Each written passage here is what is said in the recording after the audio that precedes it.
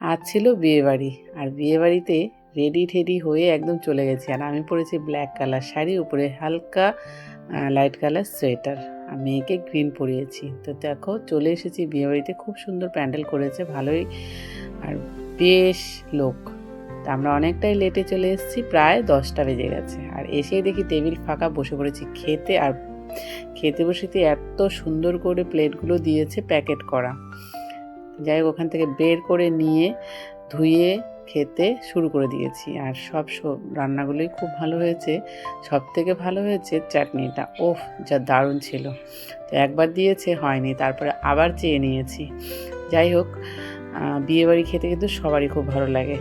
আর মাঝখান দিয়ে আরেকটা বিয়েবাড়ি ছিল, ওখান থেকে বর এসছে দেখা করতে।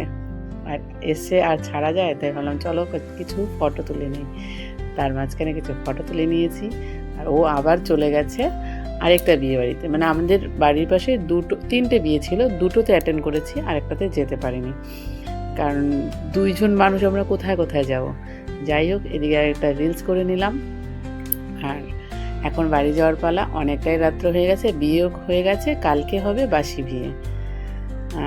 এখন ঠান্ডা ঠান্ডা একটু লাগলেও কিন্তু সোয়েটার পরাটা ভালো লাগছিল না, কিন্তু না পড়তেই হবে, কারণ আমি না পড়লে মেয়েও পড়বে না। তো চলো, কিছু কিছু তো করতেই হবে। তো বাড়ি চলে আসলাম।